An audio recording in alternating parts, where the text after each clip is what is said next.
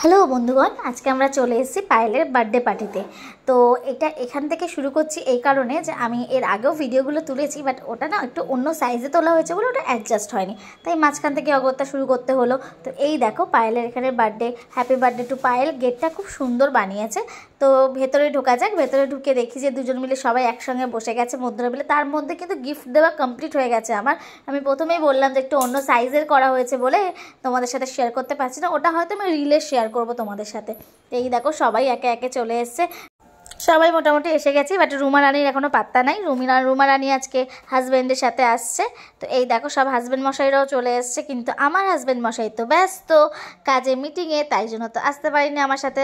ও খাবার মানে আজকে আসবে কিনা আমি তাও জানি না, বলেছে খাওয়ার সময় চলে যাব, ঠিক তোমাকে নিয়ে আসবো। আমি জানি না এখন কি করবে। দেখো বাইরে বেরিয়ে হচ্ছে পকোড়া স্টল ছিল, পকোড়া কয়েকটা টেস্ট করে নিলাম। ভেজ পকোড়া ছিল, আর কফি না চা ছিল এটা আমি বলতে পারবো না, আমি কারণ খাইনি তাই জন্য। তো এই দেখো এবার রুমা রানী চলে এসছেন, কি সুন্দর লাগছে দুজনকে। কিন্তু সঞ্জয়দা কোথায় গেল দেখতে পেলাম না। তো যাই হোক, আমি আবার অত কিছু না খুঁজে ফুচকার দিকেই চলে এলাম। ফুচকা স্টল দেখলে আবার মনটা আনচান আনচান করে, কিন্তু পাতা নিয়ে দাঁড়িয়ে থাকতে একদম ভালো লাগে না। জল ফুচকা খাওয়ার পরেই মনে হলো না জলটা তো বেশি খাওয়া যাবে না, তাই জন্য শুকনো বললাম যে শুকনো ফুচকা দাও এবারে, শুকনোটা যদি একটু খাওয়া যায়, কারণ জল ফুচকা খেলেই না পেটটা ভার হয়ে যায়।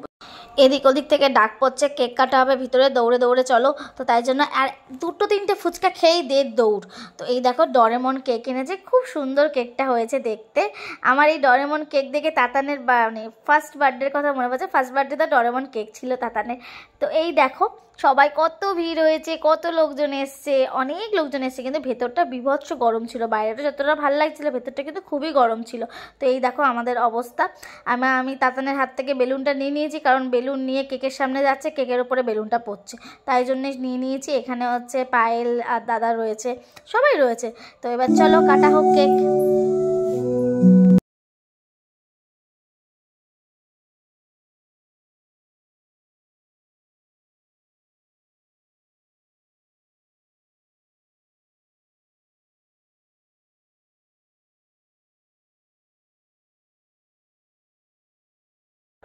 কেকটা ওদের সামনে রাখাটা ভীষণ একটা বড় ব্যাপার, কারণ ওরা যখন তখন হাত দিয়ে দেবে। এই দেখো গদাইদা সঞ্জয়দা চলে এসছে, এতক্ষণ পর সঞ্জয়দা দেখতে পেয়েছি আমি।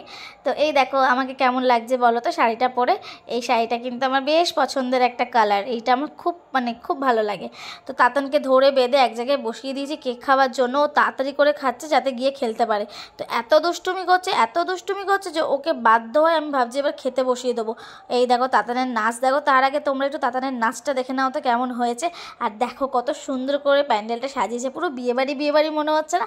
আমার তো বেশ ফিলিংটা বিয়েবাড়ি টাইপেই আসছে। তো বেশ সুন্দর হয়েছে, আয়োজন খুব ভালো ছিল। তো তাতানের নাচটা দেখা যাক এবার।